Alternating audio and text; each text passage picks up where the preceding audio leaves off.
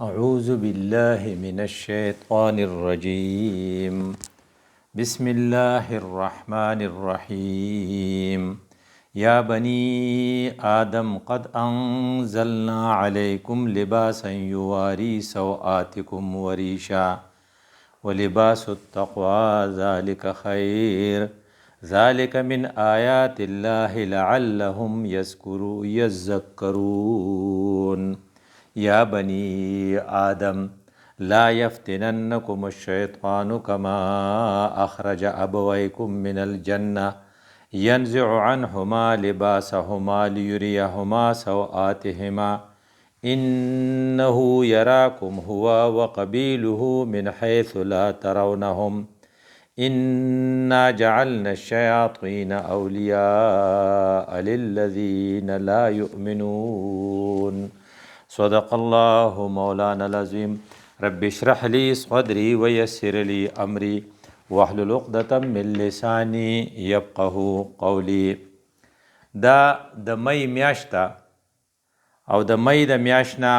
پس بیا د ګرمۍ موسم شروع کیږي. اگر چې نن سبا د بارانونو د وجې نه د ګرمۍ شدت خو نشته، خو د ګرمۍ اثار په مئی او جون کې راتلل شروع شي.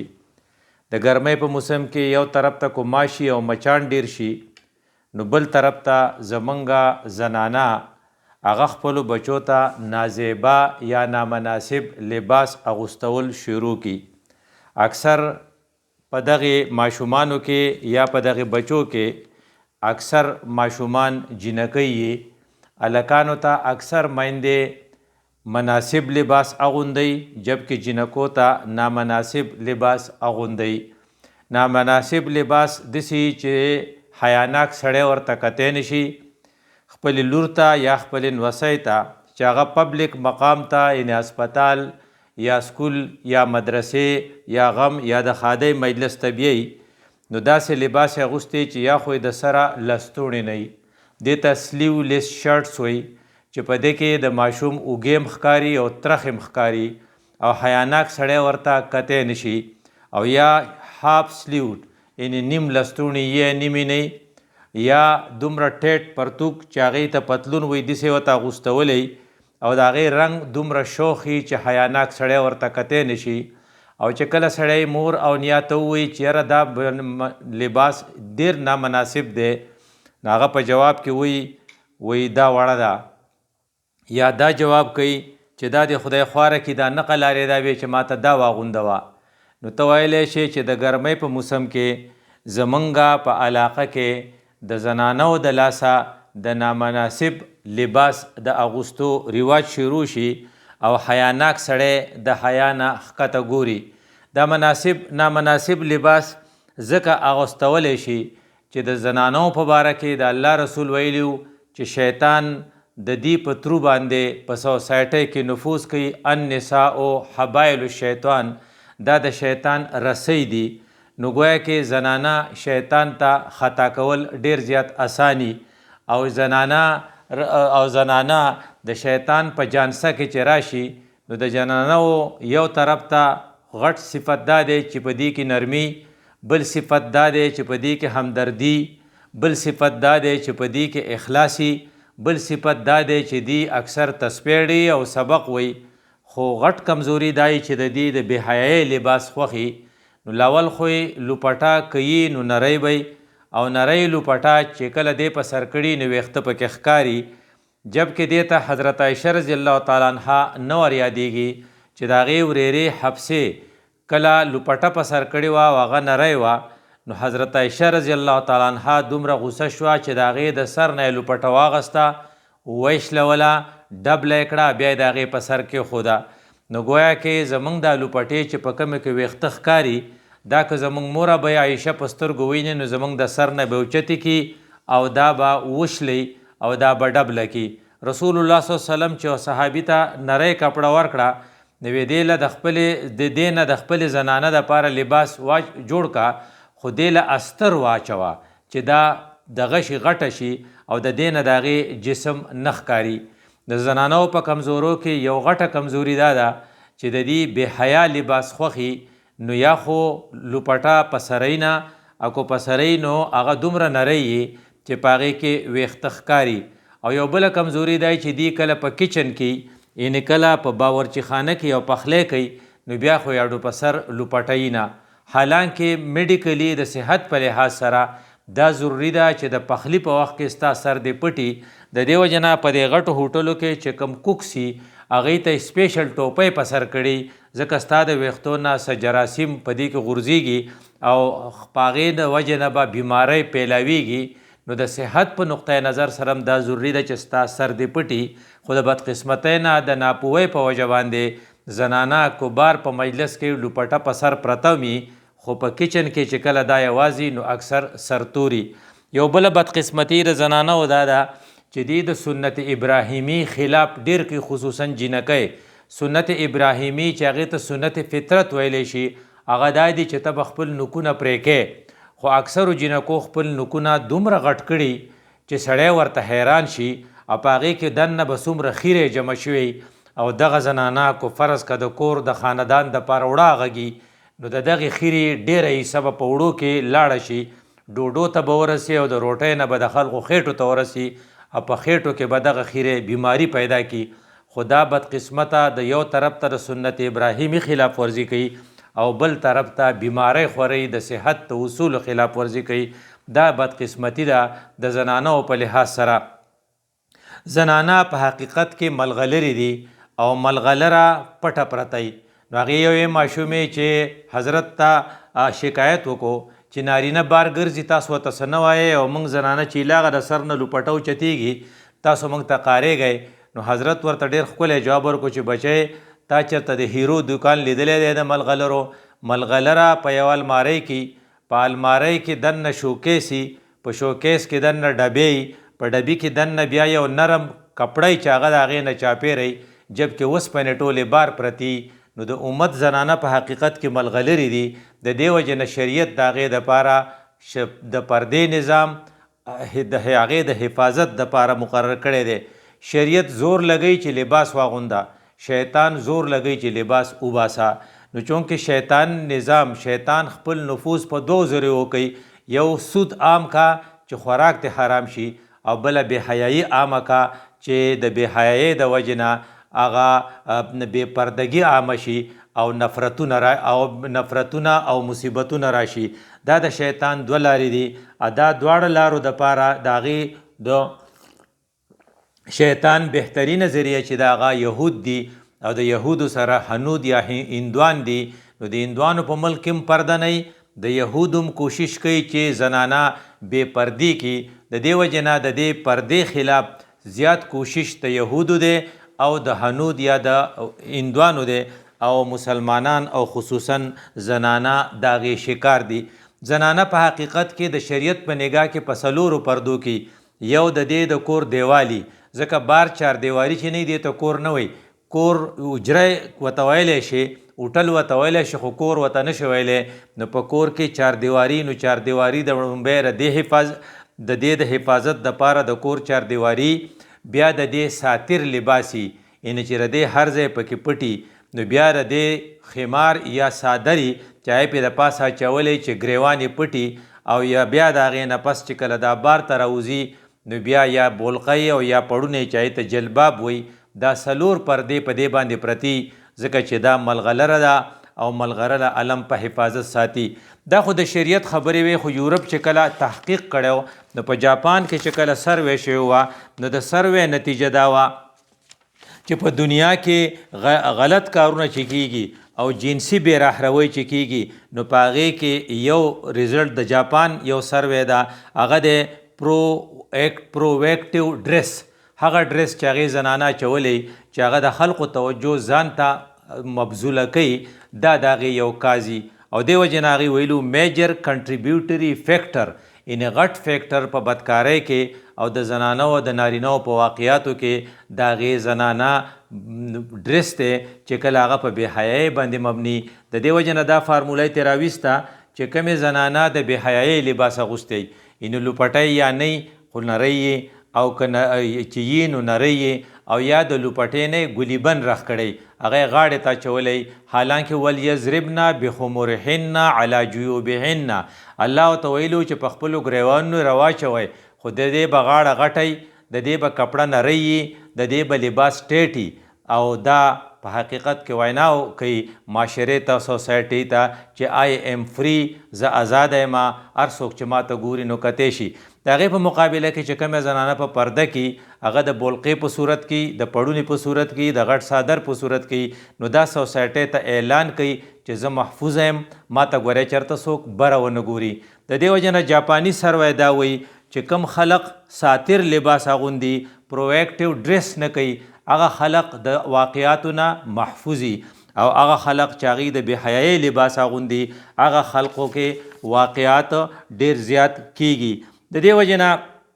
شریعت په ما تا باندې پابندي لګولې ده او موږ ته ویلي چې ستا لباس چې دی هغه د مناسبي او ستا د نیکه سره چې کوم زیاتی شوی او ستا نیکه د جنت نه رایستلی شوی نو په هغې باندې وړومبنۍ حمله چې کړې وه هغه شیطان د لباس په صورت کې کړې وه چې لباس دې وباسي. نو الله په صورت اعراف کې موږ ته ویلي چې فلما ذاق الشجرة بدت لهما سوآتهما وطفقا یخصفان علیهما من ورق الجنه.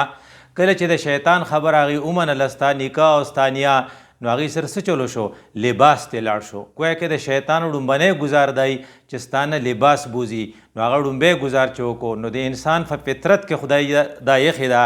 چې یره زه دې پټ یم، نو هغه غریبانان ولګېدل او د جنت د ونو پاڼې به یې راغستې او په ځان به یې کېښودې چې یره دا څه وشو.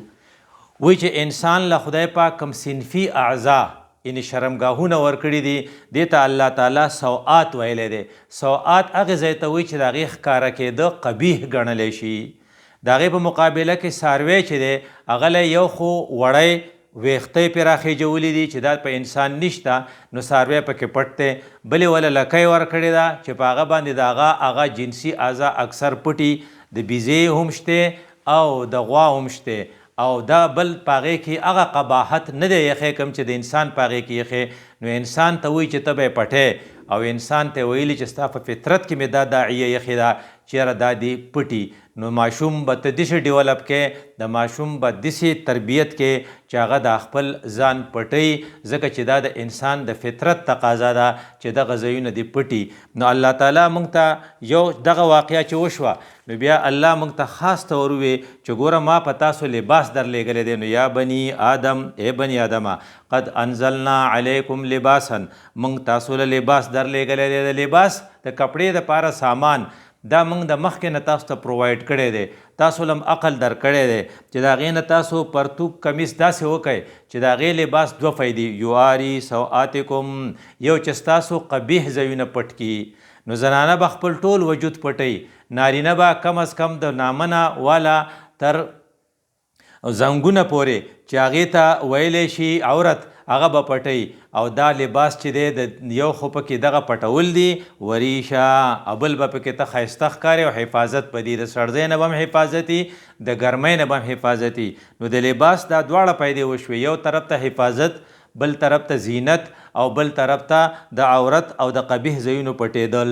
دا موږ تاسو له درلیږلي. د دې آیات نه دا پته لګي چې لباس تا چې دی هغه داسې پکار دی چې په هغې کې ته پټې. دویم نمبر لباس داسې پکار دی چې هغه ښایسته ښکاري. د دې وجې نه په یو بل آیات کې ورپسې وایي یا بني آدم خذو زینتکم عند کل مسجد. تاسو چې جومات ته ځئ او مانځه مونځ کوئ نو تاسو خپل زینت یعنې هغه لباس چې هغه ښایسته ښکاري، نو ښایسته لباس په اغوندې. هغه یو سړي تپوس وکوي سرتور سر مونځ کېږي که نه؟ نو مولانا حسن جان صاحب الله دې په خپل رحمتونو نازل کې هغه ورته وی چې سرتور سر نه بې پرتوګ هم مونځ کېږي. صحابو به پرتوګ نه و لنګ به یې اچولی و، خو هغوی د ناچارۍ نه دا کار کوو، ته د مستۍ نه دا کار کوې. نو یو سړی ټوپۍ نه په سری په مانځه ولاړي، دا ځکه نه په سری چې ټوپۍ نشته، د سره پیسې نشته چې ټوپۍ پې والي، دا مجبوري ده. خو که فرض که د سره پیسې هم شته، هر څه شته، خو دی نه په سري، نو دا مستی ده. نو د مستۍ په مونځ کې او د مجبورۍ په مونځ کې فرق دی چې مجبوري نو په یو څادر کې مونځ کېږي، پرتوګ نه و. د صحابو په وخت کې د هغې مجبوري او فقر و، نو هغې به پرتوګ نه بغیر په لنګ کې مونځ کاو، یو څادر به د سره ښکته پورې په ځان پټ کړی. او نن سبا ذاته چې ټوپۍ نه په سر و، د دې دا مطلب دی چې مونږ د مستۍ نه چو او ځکه دا کار کوو. دې وجې نه وایي زینت لباس ساتر होकर जीनत बनने वाली हो पकार द چې دا تا पटकी او ستا خایسی ساتر के लिए एक लंगूटी ही काफ़ी है लेकिन ये जीनत के लिए काफ़ी नहीं है یو لنګ چې واچې په مانځه ودرېږې نو ته خو پټ شوې خو زینت نه دی بد پې ښکارې د دې وجه نه چې په کوم شي ته بد ښکارې په هغې کې که ته مونځ کوې نو دا مونځ تا مکروه دی زینت مکمل لباس میں ہوگی چې تا مکمل لباس اچولی او مانځله لاړ شې نو هغې کې څه پکار دي ستا په سر ټوپۍ پکار ده ستا داسې بنین نه دی پکار چې د هغې لستوڼي نه نو که په هغې بنین کې ته مونځ کوې چې د هغې لستوڼي نه یا د هغې لستوڼي نیمي یا تا سلیپینګ سوټ اچولی د شپې چې په کوم دغه کې ودی په هغې کې ته راپاسې او مونځ کې نو دا ستا دا سلیپینګ سوټ چې دی دا زینت نه دی دا د ملاستې دپاره خو ټیکو خو دا د مانځه دپاره ټیک نه دی یا ته رنګ سازې رنګ ورکې نو ټول رنګونه ستا په لباس نو د کام کا لباس چې دی د کار کم دغه چې دی سوټ چې دی چې په هغې باندې مختلف قسم له رنګونه پراته دي ځکه ته رنګونه کې بیا ته راشئ په جومات کې په هغې کې په سب کې ودرېږې نو دا لباس ستا ساتر خو دی خو دا زینت نه دی په دې ته بد ښکاري ستا مونځ مکروه دی او همدغه رنګې هغه لباس چې هغه مصري صاحب چې هغه ویلډینګز کوي ځای په ځای او د هغه لباس چې دی ځای په ځای په ډیزل او په پټرولو باندې تور شوی او هغه په هغې کې جومات ته راشي او په منځ کې ودرېږي یا هغه سړی چې د هغه په سر ټوپۍ نه وي په جومات کې د میزرو ټوپۍ روالي چې د هغې نه سړي له کرکه ورځي هغه په سر کې یا د کپړې ټوپۍ روالي چې په هغې دومره خیرې دوړې پرتي دی په سر دی نو دا لباس دی خو دا ساتر دی خو دا زینت نه دی د دې وجې نه ستا کمیس پوره پکار دی ستا بدن ننګا نه دی پکار نه ستا کندې ان ستا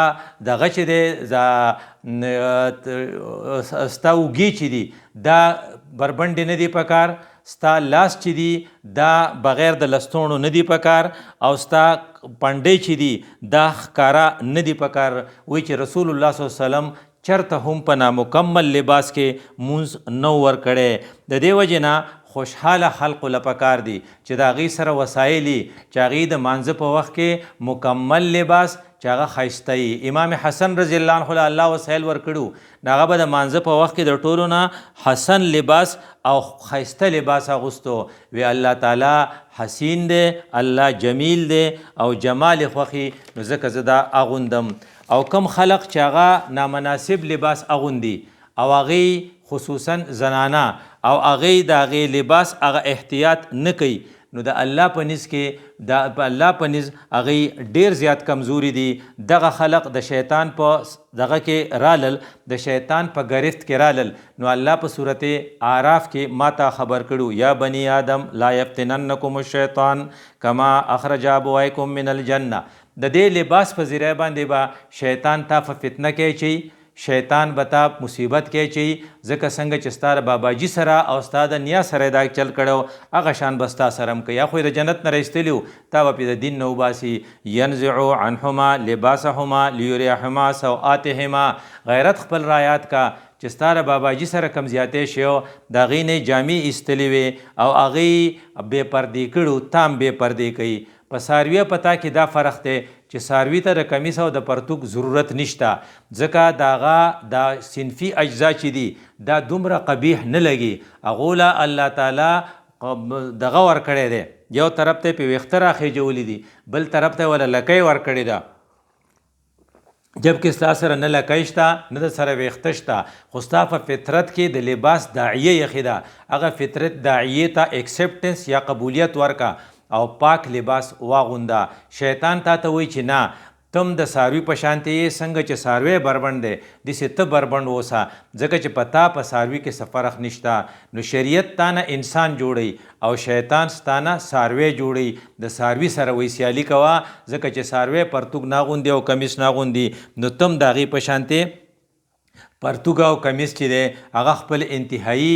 نری کا انتهایی ټیټ کا نو هغه لباس چې هغه انتهایی ټیټي هغه لباس مناسب نه دی هغه لباس چې هغه ډیر زیات نری په هغې کې در نه سرمنې ښکاري د زنانو بعضې لستوڼي داسې چې په هغې کې کچ کچ سوري چې په هغې کې د هغې د لاس سرمن ښکاره شي او هغه دومره نری چې په هغې کې د هغې د پنډۍ رګ ښکارېږي دې ته وایي نامناسب لباس، او دا د شیطان یو وسوسه ده او دا د شیطان یو نظام دی چې هغه پکې دا انسان انوالو کوي او په څه طریقه بې لباس کوي. نو دې وجې نه د الله رسول او الله ځای په ځای ما تا پوه کړي یو چې ګورې شیطان تا بیا د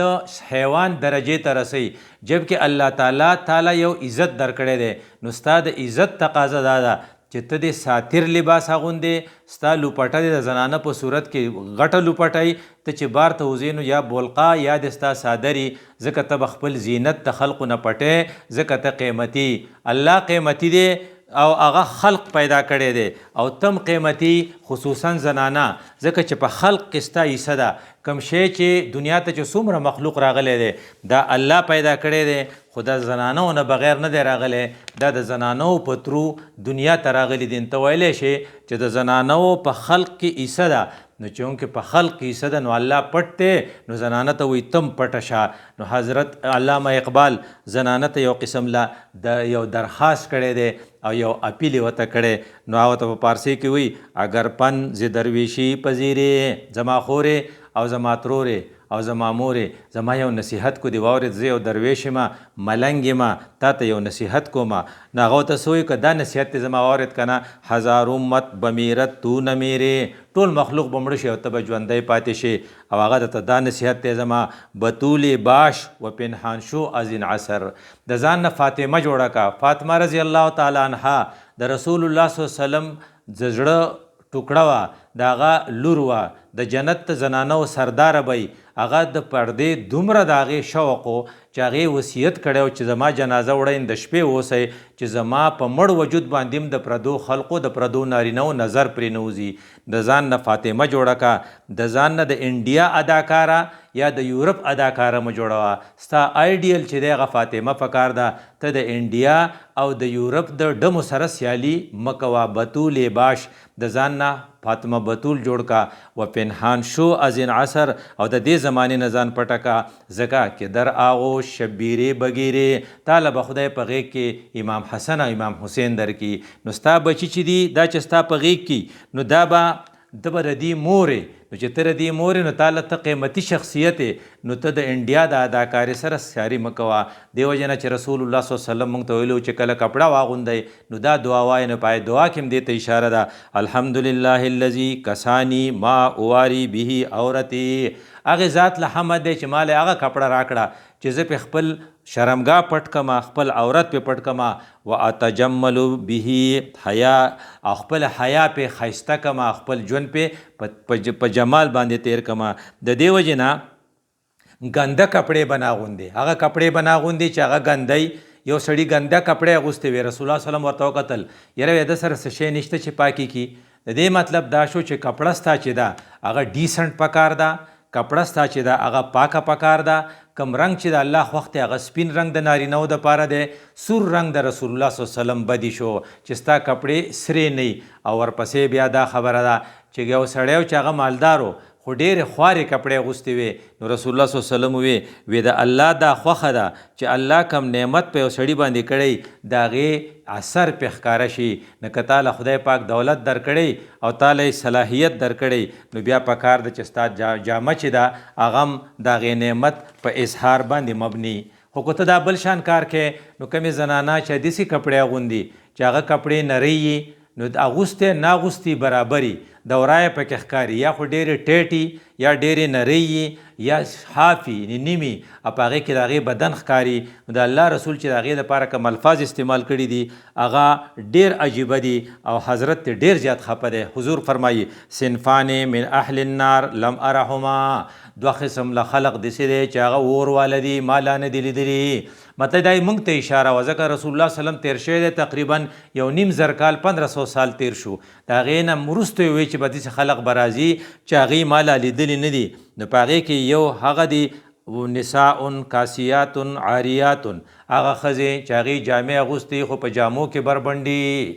نو کله چې ته د خپلو وړو او د دې ینګ جنکو دا کپړې وینې، نو کاسیات عاریات لفظ به دا چې دا کپړې دي چې کپړه یې اغوستې هم ده او ښکاري پکې. نو رسول الله صلی الله علیه وسلم دا الفاظ ویلو، ورپسې ویلو ممیلات مایلات، خلق هم ځان ته متوجه کې، په خپل هم خلقو ته متوجه. دا زنانه په بازار کې روانې بن ټن کر دا کپړې اغوستي دي ته مومیلات مایلات وي. رؤوسهن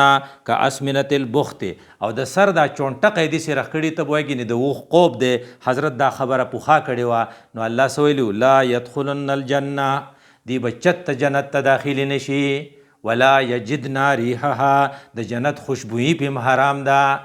نو دا ډېر د خفګان الفاظ دي. د دې وجې نه زما ستا دپاره د دې کپړو نه پال ضروري دی، ځکه هغه زنانه چې داسې کپړې اغوندي چې د هغې اغوستل او نه اغوستل برابري. کمې زنانه چې شادي حال ته لاړې شي نو ډاکټر صاحب خبره کوله چې د زنانو حال ته لاړم نو 100% زنانو سرتورې وي، په سر یې لوپټه نه وه. په شادي حال کې چې کمې زنانۍ هلته میوزیک غږیږي او دا که د ښو خلقو واده یا که د خرابو خلقو واده نو زنانو په سر لوپټه نه وي. کمې کپړې چې اغوستي هغې کپړو ته حیاناک سړی کتی هم نشي، ځکه کاسیات عاریات دا ډیفینیشن هغه پوره کوي. او بل حدیث چې د هغې نه هم ډېر خطرناک دی، لعن الله، خدای لعنت ویلی په دې ښځو باندې، الواشمات چې خالونه لګوي د خلقو د اټریک کولو دپاره. جاپاني سټډي دا ویلي و چې د خلقو دپاره پرویکټیو ډریس مه کوئ. نو دې کې دی خالونه لګولي چې خلق ځان ته متوجه کړي. والمستوشمات، او هغې په دې باندې یو طرف ته خال په خپله لګوي، یو بل ته وایي چې ماله خال ولګوله. او بل هغه کسانې والمتنمسات چې هغه د خپلو وروځو سره داسې سلوک کوي چې د خلقو توجه ورته وشي، یا پې رنګونه لګوي یا یې کټ کوي یا یې سنبالوي نو هغې، او یا د غاښونو سره والمتفلحات، او په غاښونو سره داسې پروسیجرز کوي هغه تلي یې هغې دغه ته هغې مقاماتو ته چې کوم ته کې بیوټي پارلر وایي، په هغې کې خپل ډریس کوي سره للحسن، د حسن دپاره. المغیرات لخلق الله، الله چې څنګه پیدا کړي پای کې تبدیلي راولي، په دې د الله لعنت دی. یو طرف ته وي چې د الله لعنت دی، د الله لعنت ډېر خطرناک دی، د الله د رحمت نه به دا خلق لري. او بل طرف ته وي چې دی به د جنت ته داخلېده خو څه کوي، خو د جنت خوشبویي به ونه ویني. نو د ګرمۍ په موسم کې د ټولو نه خطرناک خبره زموږ د زنانو دپاره نامناسبه لباس په خپله اغوستل دي، نامناسبه لوپټه په خپله په سر اچول دي، او خپلو بچو ته سلیولیس شرټ بغیر د کمیسونو بغیر د لستوڼو نه کمیسونه اغوستول دي چې په هغې باندې حیاناک سړی ډېر خفه کېږي. او بل طرف ته د الله رسول وایي چې دا لعنتي دي، دا جنت ته نشي تللی، بلکې د جنت خوشبویي پې هم حرامه ده. اقول قولي هذا استغفر الله لي ولكم ولسائر المسلمين.